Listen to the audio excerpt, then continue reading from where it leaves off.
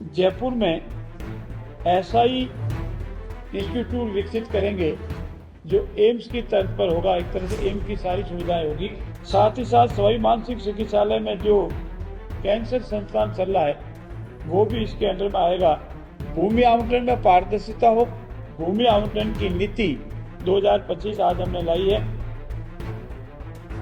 मुख्यमंत्री भजनलाल शर्मा की अध्यक्षता में शनिवार को मुख्यमंत्री कार्यालय में कैबिनेट की बैठक आयोजित की गई, जिसमें बैठक में विधानसभा के आगामी सत्र को लेकर कई मुद्दों पर चर्चा हुई है। सीएमओ में हुई कैबिनेट की बैठक के बाद सचिवालय के कॉन्फ्रेंस हॉल में संसदीय कार्य मंत्री जोगाराम पटेल और उद्योग मंत्री राज्यवर्धन सिंह राठौड़ ने प्रेस कॉन्फ्रेंस की, जिसमें उन्होंने कैबिनेट बैठक में लिए गए फैसले के बारे में जानकारी दी। बैठक में रिन्यूएबल एनर्जी और विकसित राजस्थान को लेकर बड़ा फैसला हुआ है। इसके अलावा कई ऐसे फैसले हुए जो सीधे आम लोगों से जुड़े हैं। मंत्री राज्यवर्धन सिंह राठौड़ ने कहा कि प्रदेश को विकसित बनाने के लिए 2047 तक का विजन डॉक्यूमेंट अप्रूव हुआ। यह रोड मैप नीति आयोग और विषय विशेषज्ञों की चर्चा से बना है। 2047 तक $4.7 मिलियन की इकोनॉमी बनाने का लक्ष्य रखा गया है। इसमें 13 विभाग शामिल है। इस गांव में शिक्षा और रोजगार के अवसर मिलेंगे। दूसरा बड़ा फैसला रिन्यूएबल एनर्जी में है। 1280 हेक्टेयर जमीन में 2500 मेगावाट बिजली बनेगी। काटे जाने वाले हर पेड़ के बदले 5 पेड़ लगाए जाएंगे। जहां प्लांट लगेंगे वहां के गांव के लिए पानी की व्यवस्था में CSR का पैसा इस्तेमाल होगा। देश में राजस्थान ग्रीन एनर्जी हब बनेगा। इस पर कार्य हो रहा है। कम टोल और तेज रफ्तार पर कैबिनेट बैठक में फैसला हुआ है। जानकारी के मुताबिक जनता के लिए टोल कम होगा। इसके अलावा जयपुर में वर्ल्ड क्लास कन्वेंशन सेंटर बनेगा। यह नए राजस्थान की तस्वीर है। टोंक रोड पर 3,500 करोड़ की लागत से मेगा प्रोजेक्ट को सरकार ने मंजूरी दी है। 7,000 से ज्यादा क्षमता होगी। 2 बड़े होटल भी यहां बनेंगे। 36 महीने में यह काम पूरा होगा।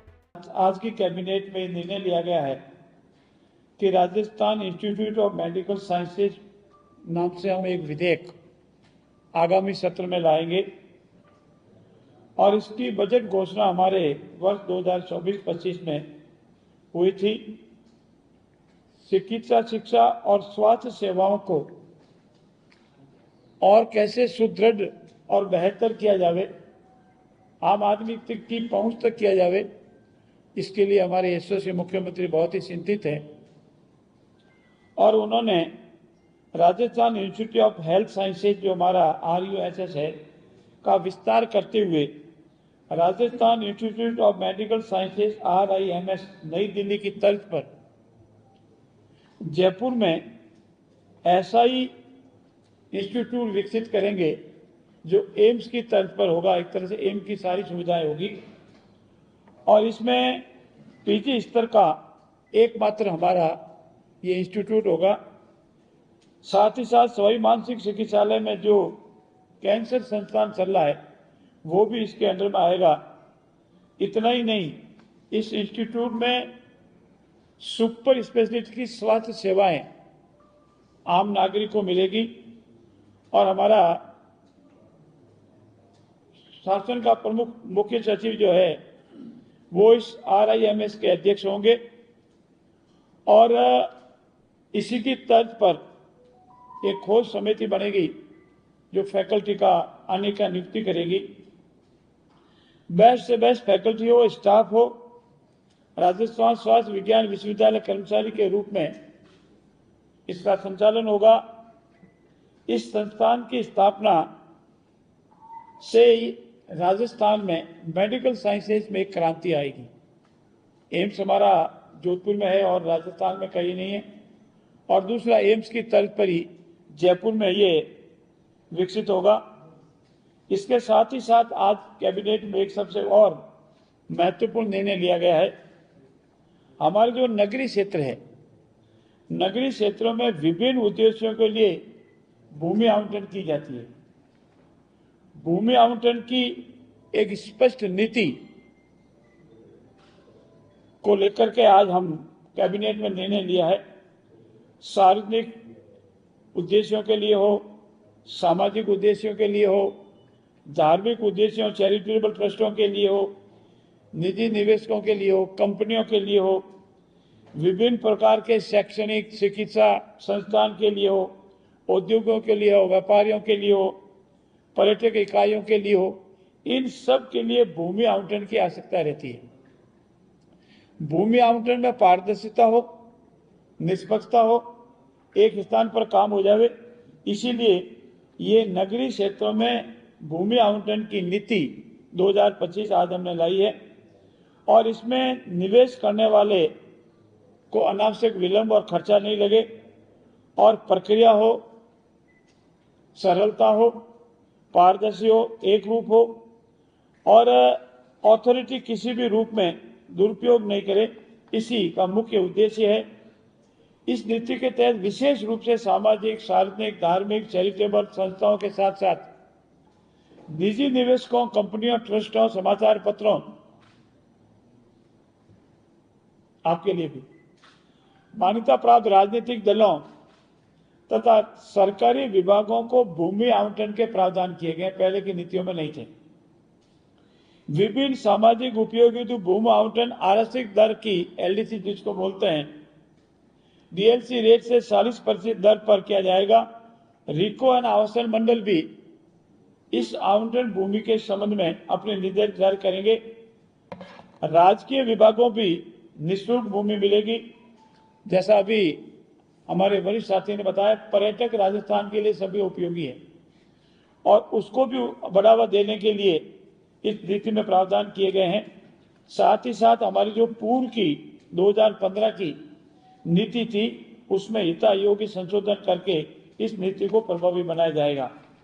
मित्रों, राजस्थान सर्वांगीण रूप से विकास करे, राजस्थान विकसित और समृद्ध बने, इस सब के लिए हम प्रयत्नशील हैं, परंतु उसके लिए जरूरी है कि राजस्थान का जो हमारा जीडीपी बढ़े, हमारा कर्मचारी भी साथ ही साथ खुश हो, सहयोग करे और हम लोग अगर काम करेंगे तो प्रकृति भी साथ देती है।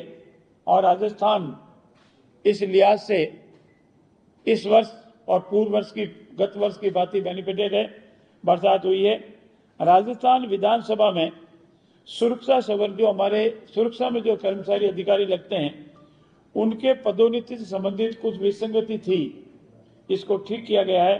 मार्शल के पद पर जो आप कभी देखते हैं, मार्शल महोदय, उनको 5 वर्ष सेवा पूर्ण किए जाने के उपरांत वो मार्शल का पदोन्नति मिलती थी। अब 5 वर्ष की सेवा पूर्ण करने के लिए द्वितीय पदोन्नति अतिरिक्त मार्शल का पदोन्नति मिल पाएगी, ये एक संशोधन किया गया है। हमारे राजस्थान विश्वविद्यालय के सेक्रेटरीट में सुरक्षा संवर्ग में अतिरिक्त मार्शल के पद के साथ ही साथ 2 वर्ष का अनुभव या 10 वर्ष तक कुल सर्विस को आधार पर भी राजस्थान विधानसभा सेवा भर्ती में मंजूरी दी गई है, ताकि उनको प्रमोशन मिल जाए। और साथ ही साथ इस गत वित्तीय वर्ष में 2 वर्ष का अनुभव जिन्हों दी गई है, पहले नियम नहीं था, उसमें शिथिलता प्रदान की गई है, ताकि हमारे विधानसभा का जो सेक्रेटरीट है वो भी इसी अनुरूप चल सके। मित्रों, हाँ, साथ साथ एक महत्वपूर्ण आज की कैबिनेट में आगामी विधानसभा के सत्र में जो 1 सितंबर 2025 से प्रारंभ हो रहा है, उसमें रखे जाने वाले विधेयकों के संबंध में भी चर्चा हुई है। 3 विधेयक जो हमारे प्रवर समिति के सामने विचाराधीन, वो तीनों आएंगे, दूसरे विधेयक और भी आएंगे। साथ ही साथ आज में यह भी निर्णय हुआ है हमारे कि आगामी 25 और 26 अगस्त को हमारे जितने भी सांसद है, सांसद प्रत्याशी है, हमारे विधायक है, विधायक प्रत्याशी है और हमारे जिला अध्यक्ष, उनके साथ समन्वय बैठक चलेगी। 3 दिन 2 दिन चलेगी, एक दिन 3 संभाग और एक दिन 4 संभाग, और इस तरह 7 संभागों की बैठक होगी। मित्रों, आजकल सुर्खियों में है, हम आपसे विनम्रता से निवेदन करते हैं, हमारा ये संकल्प है राज्य में 1 स्टेट 1 इलेक्शन। इसमें हम निरंतर कार्रवाई कर रहे हैं, नियमों की माननीय राजस्थान उच्च न्यायालय के आदेश की, इन सब की पालना करते हुए हम इस पर कार्य कर रहे हैं। पंचायत राज के चुनाव हो, निकायों के चुनाव हो, इनके डिलिमिटेशन को हो या परिसीमन का कार्य भी निरंतर चल रहा है, जो अंतिम चरण में है। और ऐसी स्थिति में राजस्थान राज्य पिछड़ा वर्ग आयोग, जो सुप्रीम कोर्ट को निर्देशों का पालना करेंगे और ओबीसी वर्ग को जितना रिजर्वेशन मिलना है उसका निर्धारण होगा। उसके उपरांत नियमानुसार यथा समय पूर्ण रूप से पारदर्शिता और नियमानुसार नगर निकाय का, नगर पालिकाओं का, पंचायत राज के सभी तीनों स्तर का चुनाव होंगे। ये मुख्य थे। साथ ही साथ राजस्थान में एक मत्स्य अधिनियम 1953 का बना हुआ था, उसमें कुछ संशोधन किए गए हैं। मछली को अनावश्यक रूप से मारना